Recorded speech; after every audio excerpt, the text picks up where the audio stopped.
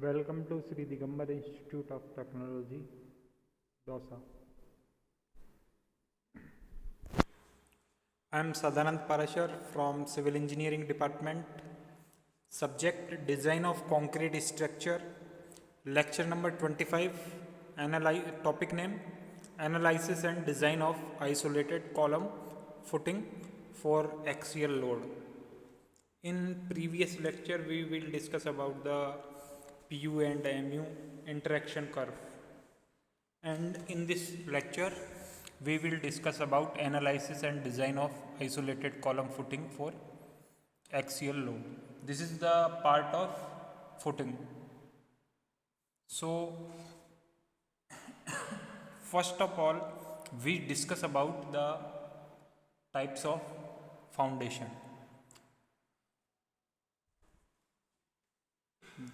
There are mainly two types of foundation, shallow foundation and deep foundation. And in shallow foundation, many types of foundation, and in deep foundation, many types of deep foundation. So, what is the shallow foundation and what is the deep foundation? If width of the foundation is equal to or less than, if the depth of the foundation is equal to or less than width of foundation, then this is called shallow foundation. And if the depth of foundation is more than width of foundation, then this is called deep foundation. So these are the types of foundation. This type of plain concrete pedestal footing, this is the part of shallow foundation. This is isolated footings. In this, this is the foundation, and here this is the column. And combined footing. In the combined footing, if the more than one column, 2, 3, 4, 5 connected each other, this is called combined footing. If only single, then this is called isolated footing. Strap footing. In this footing, column or walls are connected by strap beam, this is the strap beam. This is called strap footing. And raft or mat foundation. In raft foundation, cement concrete slab is designed as mat. So this is called mat foundation or raft foundation. These are the footings of shallow foundation. These are the types: isolated, combined, raft and mat foundation, strap footing. These are the part of. And deep foundation, this is pile foundation, well foundation, and in this foundation depth is more than width of foundation. So now we will discuss about our topic. And depth of foundation, which is denoted by Rankine formula. All the type of foundation should have a minimum depth of 50 cm as per Indian Standard Code. This minimum depth is required to ensure the availability of soil having the safe bearing capacity assumed in the design. Moreover, the foundation should be placed well below the level, which will not be affected by seasonal change of weather to cause swelling and shrinkage of the soil. Further, frost also may endanger the foundation if placed at a very shallow depth. Rankine formula gives a preliminary estimate of the minimum depth of foundation and is expressed as d equal to q upon lambda into 1 minus sin phi upon 1 plus sin phi square whole square. So here d denoted by minimum depth of foundation, q denoted by gross bearing capacity of soil, lambda denoted by density of soil, and phi angle of repose of soil.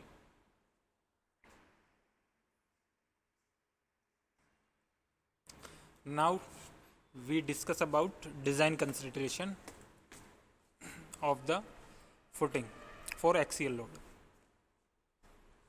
First, minimum nominal cover. The minimum nominal cover for the footing should be more than that of the other structural element of the structure, as footing are in direct contact with the soil. According to the Indian Standard Code 456 prescribed, a minimum cover of footing is 50 mm. However, the actual cover may be even more depending on the presence of harmful chemicals or minerals, water table, etc. So, minimum nominal cover is the we take maximum in footing. In previous videos we discuss about the nominal cover for beam, slab, etc. So for the footing we take maximum nominal cover. Second, thickness at the edge of footing.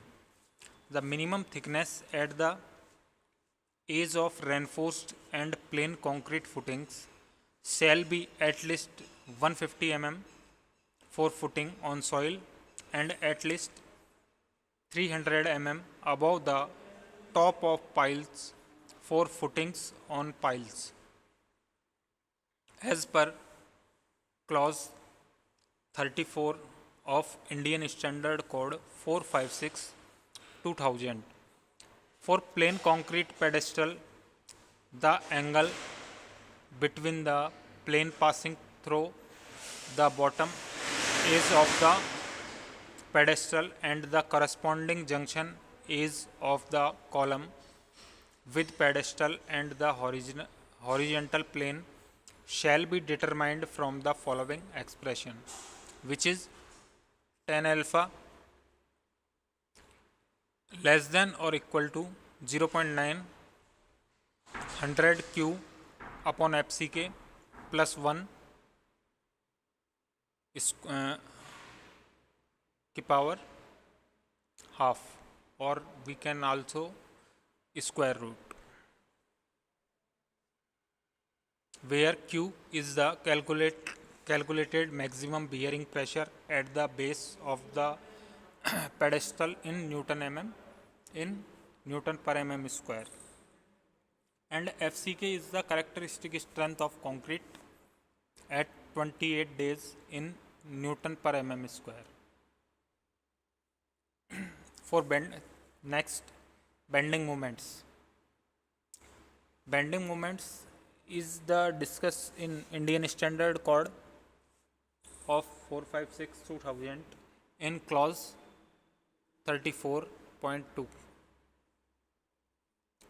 So, it may be necessary to compute the bending moment at several sections of the footing depending on the type of footing, nature of loads, and the distribution of pressure at the base of the footing. However, bending moment at any section shall be determined taking all forces acting over the entire area on one side of the section of the footing, which is obtained by passing a vertical plane at that section extending across the footing.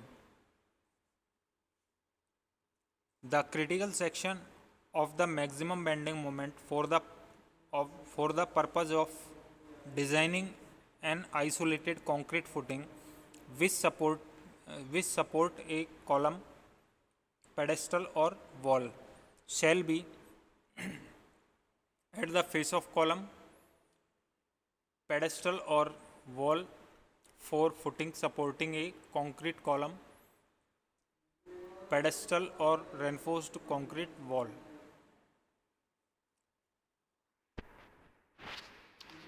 Second, halfway between the center line and the edge of the wall for footing under masonry wall. This is stipulated in clause 34.2.3.2 of Indian Standard Code 456/2000.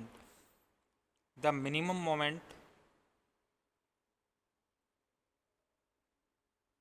at the critical section shall be determined as these are the column, this is the circular column and this is the octagonal column. So we design and this is a square and we can also in square. So we inscribed square column. For round or octagonal column,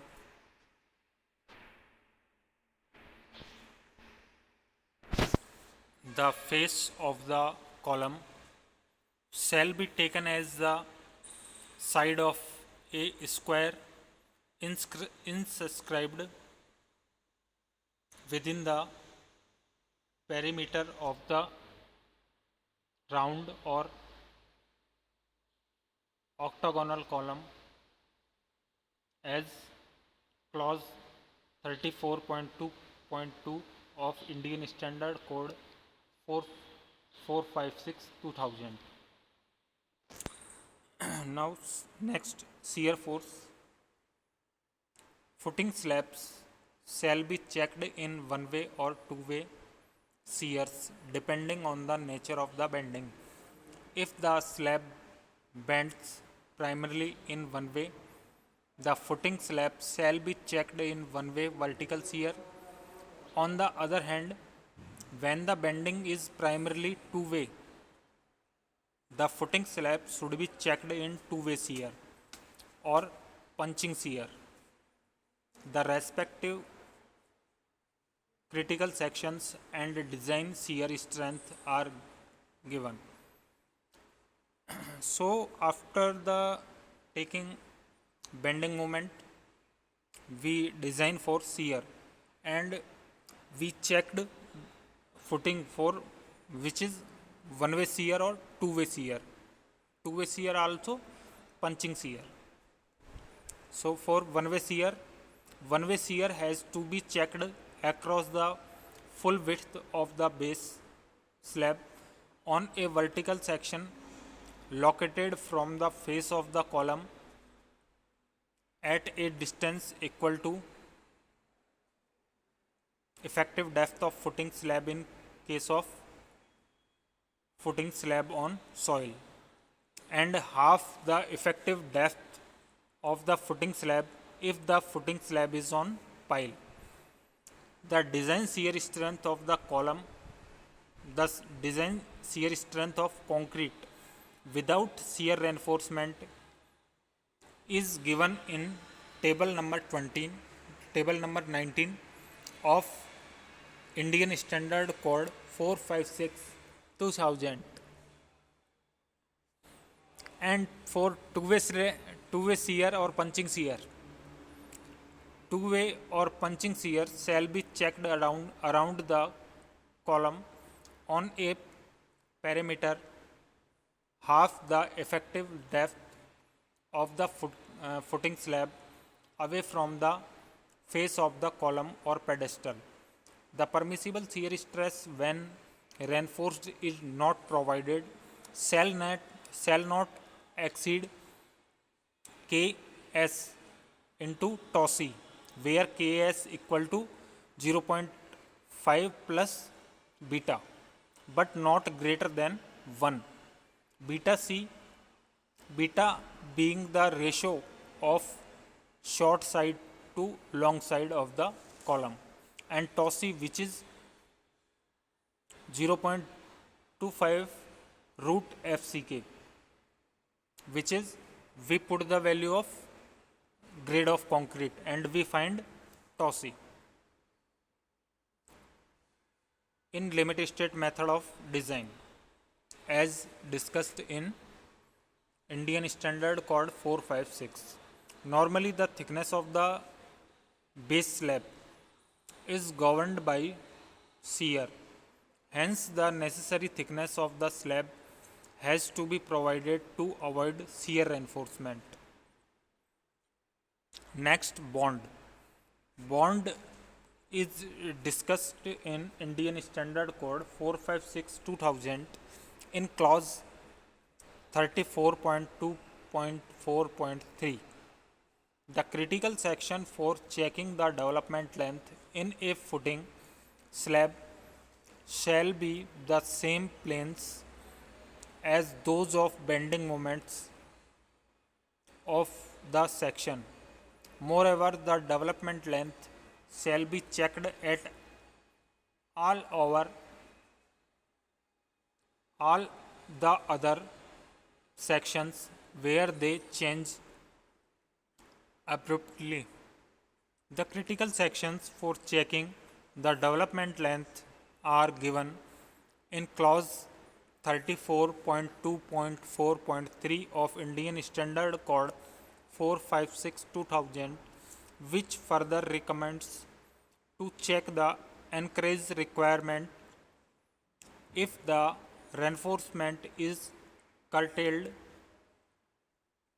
which shall be done in accordance with clause 26.2.3 of Indian Standard Code 456/2000.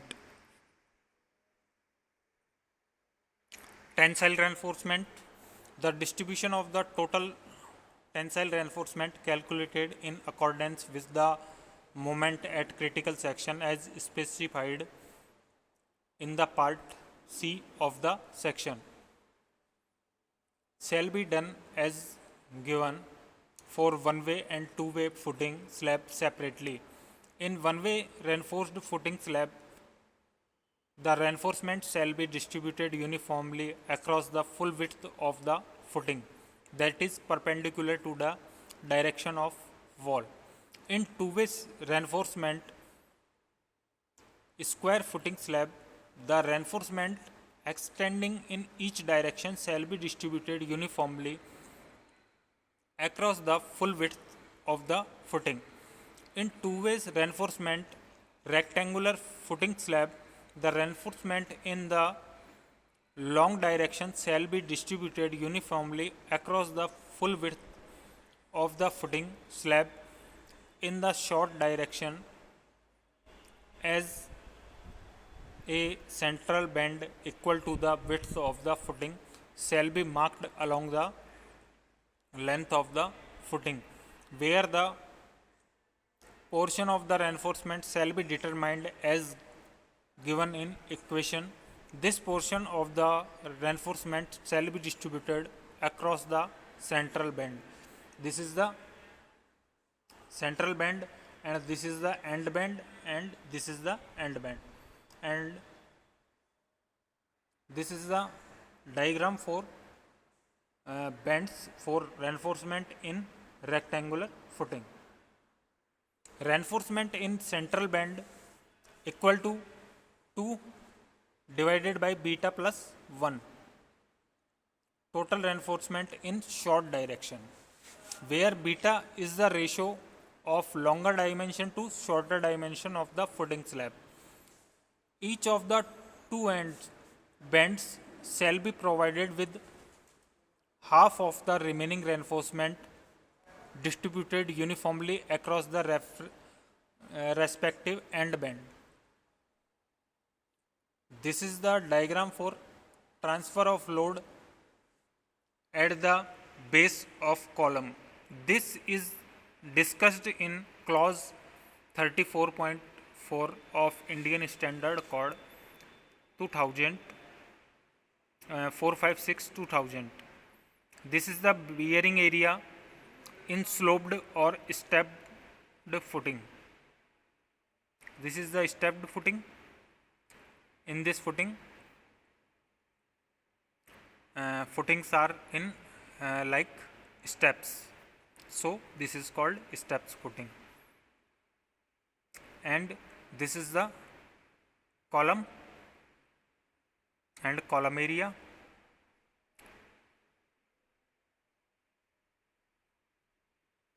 All forces and moments acting at the base of the column must be transferred to the pedestal, if any, and then from the base of the pedestal to the footing.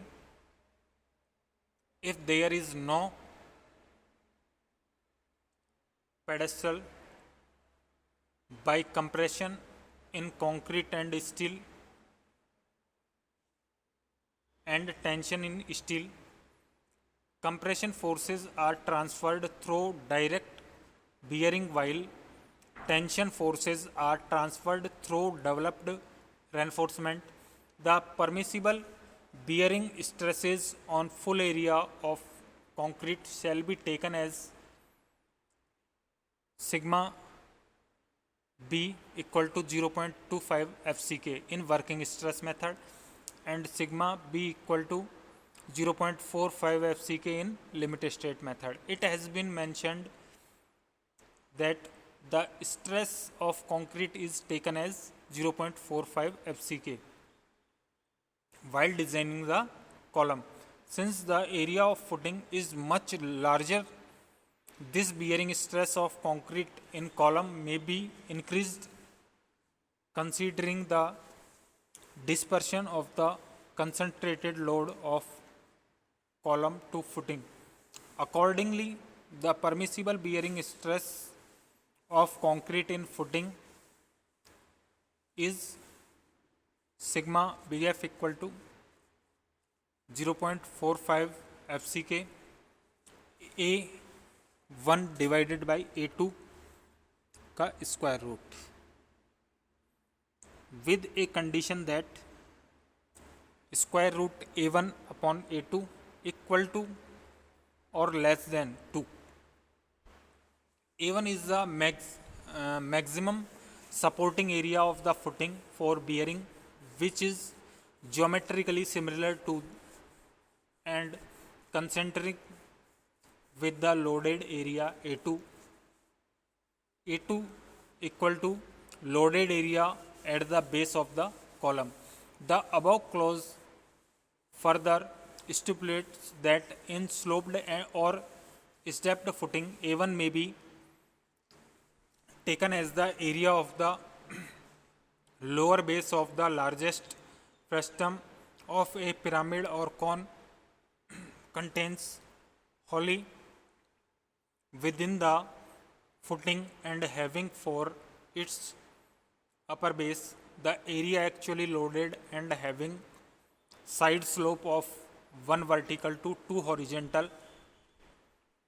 If the permissible bearing stress on concrete in column or in footing is exceeded, reinforcement shall be provided for developing the excess force either by extending the longitudinal bars of columns into the footing or by providing dowels as stipulated. Sufficient development length of the reinforcement shall be provided to transfer the compression or tension to the supporting member in accordance with clause 26 of Indian Standard Code 456 when the transfer of force is accomplished by reinforcement of the column. Minimum area of extended longitudinal bars shall be 0.5% of the cross-sectional area of the supporting column. A minimum of 4 bars shall be provided.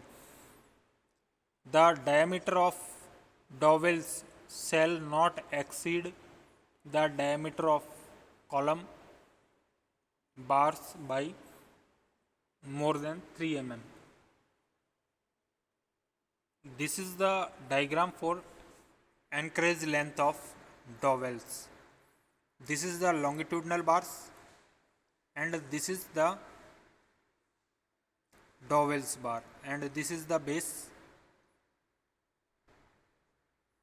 Column bars of diameter larger than 36 mm in compression only can be dowelled at the footings with bars of similar size of the necessary area.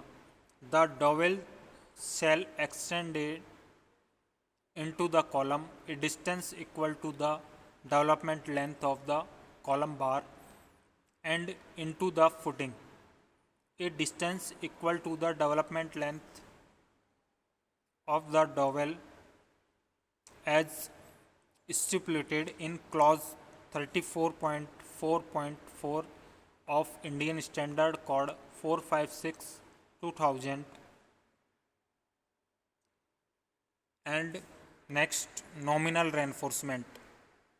Clause 34.5.1 of Indian Standard Code 456 stipulates the minimum reinforcement and spacing of the bars in footing slabs as per the requirements of solid slab of respectively. The nominal reinforcement of concrete sections of thickness greater than 1 meter shall be 360 mm square per meter length in each direction of the each face as stipulated in clause 34.5.2 of Indian Standard Code 456/2000. The clause further specifies that this provision does not supersede the requirement of minimum tensile reinforcement based on the depth of the section. Thank you.